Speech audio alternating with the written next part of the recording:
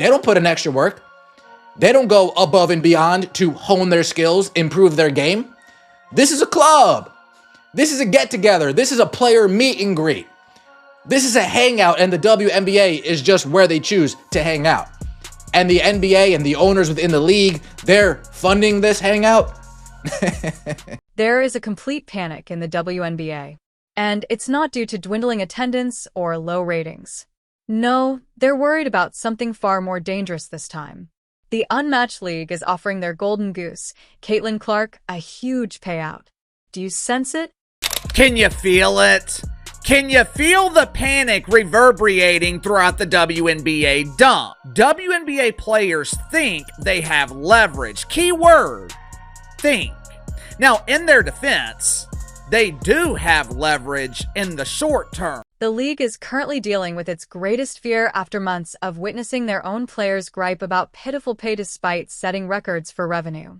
A rival that genuinely compensates female basketball players for their labor. Now, I don't know what to believe from financials, but they got a lot of money backing them from TNT Sports and a lot of investors. And word has it that they came within $10 million of breaking even their first season. That's damn sight a lot. That's damn sight a lot better than the WNBA's done ever. Let's be really clear about what's going on. The Unmatched 3-on-3 Startup League, which has been in the news since January, recently concluded its first season, and the results are simply astounding.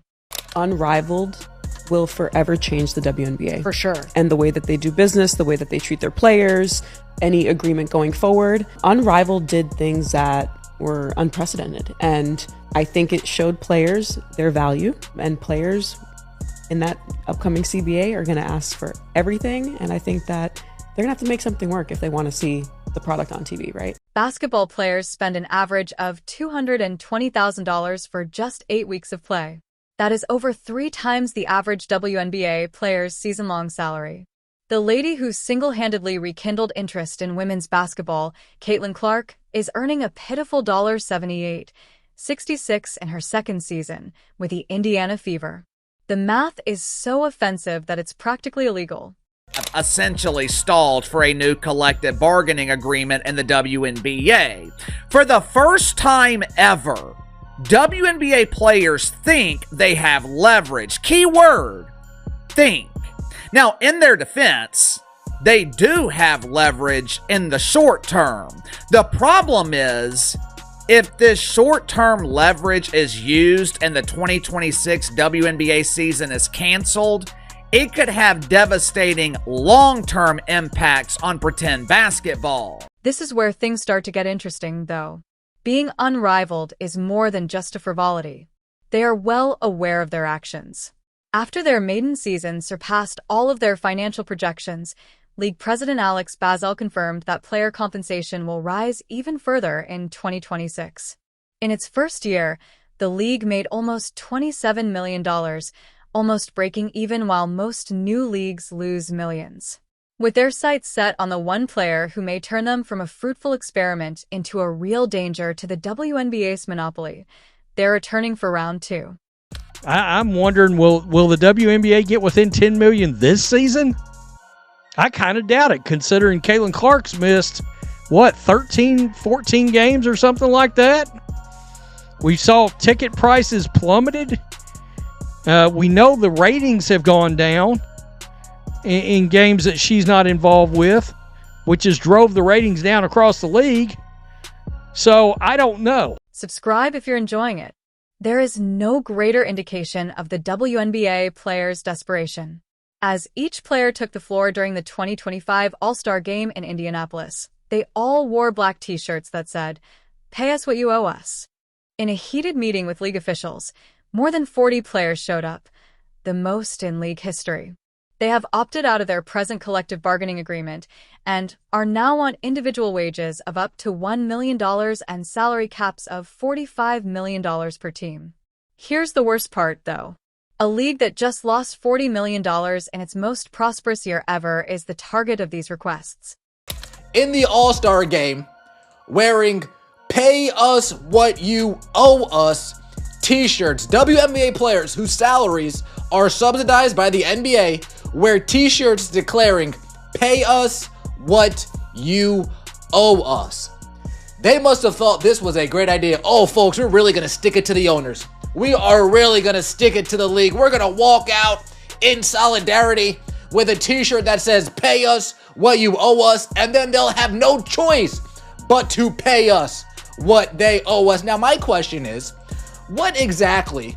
The timing of Unrivaled's attack couldn't be more ideal. Unrivaled is showing that women's basketball can be successful while paying players what they are due, while WNBA players are pleading for scraps from a league that is losing money. It's embarrassing how different they are.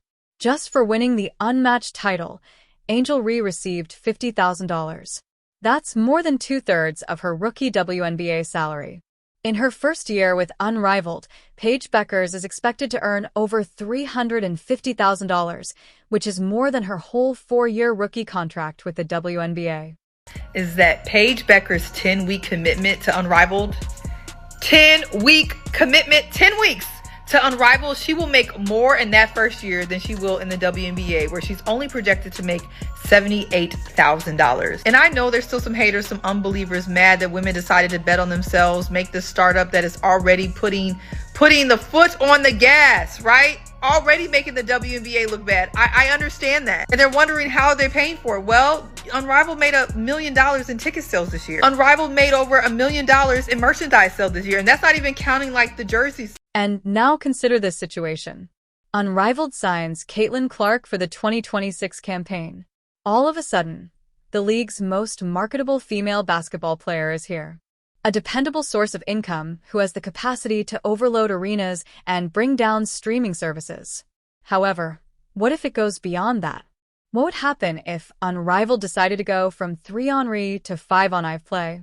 League management have previously alluded to the possibility by discussing possible format changes and stadium transfers for upcoming seasons. Imagine an unparalleled 2027. Caitlin Clark, Angel Reese, Paige Bueckers, and all the other big stars who are fed up with the WNBA's low pay are now part of a full 5-on-1 league. They're paying salaries that truly reflect the value these athletes provide to the sport, broadcasting on TNT and competing in NBA stadiums. While their previous stars are packing Madison Square Garden 20 meters away, the WNBA is left with whoever couldn't find a better offer elsewhere, playing in arenas that are just half full. Alex Brazell, the co-founder of the 3-on-3 Women's Basketball League composed of exclusively WNBA players, told Front Office Sports that the league has signed nearly 90% of its player pool for the 2026 season. Quote, "We have a few spots left open to fill, and then we're pretty much ready to go." The WNBA's reaction to all of this was one of utter delusion. While offering players the same revenue-sharing plan that has kept them in poverty for 28 years, Commissioner Kathy Engelbert continues to speak of hypergrowth and transformative change. In essence, they are saying to gamers, "We know you're worth more, but we're going to keep paying you less because of reasons." When the fire department is parked outside with better equipment, it's like seeing someone attempt to use a garden hose to put out a house fire. The WNBA had every chance to treat Caitlin Clark like the franchise-saving superstar that she is, which is the most frustrating aspect of the entire issue. Instead, they allowed her to be used as a punching bag by their own players. Veterans had her apologize for drawing attention to their league, cheap-shot her, and disparaged her fame. It is the most antiquated commercial model in the history of sports. Consciously undermining your own greatest attraction because you're envious of her achievements. I've been telling y'all this. The league doesn't like Unrivaled. I'm tired of going back and forth with people that's no business would want you to work for them and then basically replicate their business and try to make it better and all that type of stuff. No business does that. So it baffles my mind how a lot of y'all sit back and think, oh, the WNBA loves Unrivaled. No, they don't. Every player who enters Unrivaled is being treated like royalty in the meanwhile. Luxury apartments, personal chefs, childcare, rehabilitation centers, and even a glam area sponsored by Sephora are all offered. They know it takes more than just paying athletes to treat them like pros. It entails establishing an atmosphere that allows them to flourish on and off the court. Being thankful for charter flights, which they only received after decades of complaining, is the WNBA's concept of player care. The WNBA's financial situation is utterly awful. They continue to lose money hand over fist despite all of their claims of expansion and popularity. For 28 years, the NBA has paid hundreds of millions of dollars to cover their losses. Even though they only own 42% of their own league, they are now requesting 50% revenue sharing. To keep the lights on, they sold majority control. They now want to bargain as if they were managing a successful company. Contrast that with the business strategy of Unrivaled. In addition to obtaining a $100 million media rights deal with TNT, substantial sponsorships from Samsung, Ali Financial, and Miller Lite, and more than $35 million from respectable investors, they were still able to pay players more than any other women's professional sports league in history. They aren't pleading with the NBA for favors or offering justifications for their inability to pay market prices. They are demonstrating that women's basketball can be a successful business on its own. It continues to show that this league is where people want to be because they treat them right. They're providing the resources for them. They're promoting them the way they should be promoted. And that's what women's basketball players deserve. That's what women deserve. A lot of you may be wondering, well, why can Unrivaled do it and why can't the WNBA do it? The WNBA can do it, but you need to understand can and will and choose to are all different things. There must be a sense of desperation in WNBA front offices at the moment. Their top players are publicly flirting with a rival who provides greater possibilities, better compensation, and better care. Sata Sabali has said that she is searching for a new home after playing her final game in Dallas. Just so, shortly after hanging out with Sabrina, a former Oregon teammate in Unrivaled. Connecting those dots is not difficult, but this is what should truly scare the WNBA. Unrivaled hasn't even reached its peak yet. They still lack A.L. Wilson, Caitlin Clark, and a number of other megastars who could change them immediately. Even without the greatest draws in the league, they are already thriving. What will happen if they start adding players who have the ability to quadruple product sales and double television ratings on their own? The WNBA's collective bargaining agreement is running out of time. They risk the first work stoppage in league history if they don't come to an agreement with players by October. Additionally, they are now bargaining with more than just their own players. They are up against a league that has already demonstrated that it is capable of doing what the WNBA says isn't doable. Women's basketball players should be compensated as professionals. Unrivaled is making moves. Unrivaled is making moves, and they making them in a major way, y'all. They are making moves in a major way. Unrivaled announced the signings of look, they're going and getting the young, popping, upcoming talent. WNBA, y'all better figure something out. Unrivaled is making moves. We already see the players talking about they are willing to strike. They want what they want. Pay us what you owe. Pay us what you owe. Even WNBA legends are beginning to doubt the league's strategy, which is the most telling aspect of this entire story. As players don their "Pay us what you owe us" shirts during the All-Star game, the audience yelled, "Pay them," while Commissioner Angel Berg attempted to give out prizes. The fans understand. The players understand. The league's administrators are the only ones who appear to lack a fundamental understanding of economics. Not to mention the role of Caitlin Clark in this whole situation. Every bit of information supports what everyone with working eyes already understood. She is by far the most popular player in the WNBA. Fever games have an average viewership of 1.81 million when she is well. That number falls to 847,000 after she is hurt, a 53% decrease that ought to have all WNBA executives attending emergency meetings. Not only is she well-liked, but she is also unique. What exactly motivates her to remain faithful to a league that treated her like a monster when Unrivaled approaches with an offer that far exceeds her WNBA salary? The WNBA seemed shocked when people began to suggest she could be better suited somewhere else after spending her entire rookie season letting veterans verbally and physically abuse their own meal ticket. In any other sector, executives would be sacked for such organizational malpractice. Now, the WNBA has allowed players to play in off-season leagues for however long because they know that they are not paying them high enough salaries. Now, the goal of all the WNBA players, including Nafisa and Stewie, which is why they started Unrivaled, is to be able to pay the players more, give them livable wages, make it so they didn't have to go overseas, and I commend them for that. I think it's fantastic what they did with Unrivaled. The lovely irony is that two WNBA veterans, Brianna Stewart and Nafisa Collier, co-founded Unrivaled because they were fed up with the league's justifications and wanted to create something better. They didn't ask for handouts or wait for approval. They collected money, got media partnerships, and established a league that genuinely cares about its athletes. It's the epitome of entrepreneurship. Additionally, it is making the WNBA appear to be a thing of the past. There is more than just conjecture behind the move to bigger arenas and the 5-on-5 concept. Evolution is inevitable. The ability to make 3-on-3 profitable has already been demonstrated by Unrivaled.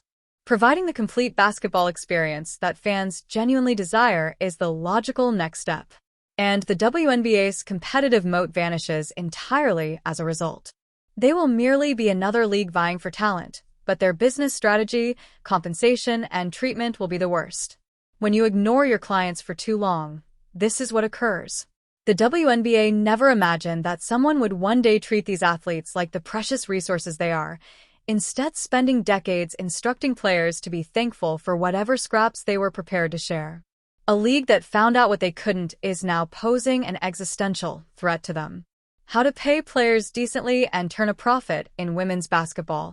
WNBA is still under this major umbrella of the NBA, and a lot of that affects the way they do things. As long as the WNBA is in this 360 deal with the NBA, you're not going to see them promoting their players, paying their players, all the things that Unrivaled is able to do because they don't have that middleman. Everything that the WNBA has not been able to deliver for almost 30 years is written in dollar signs on the wall.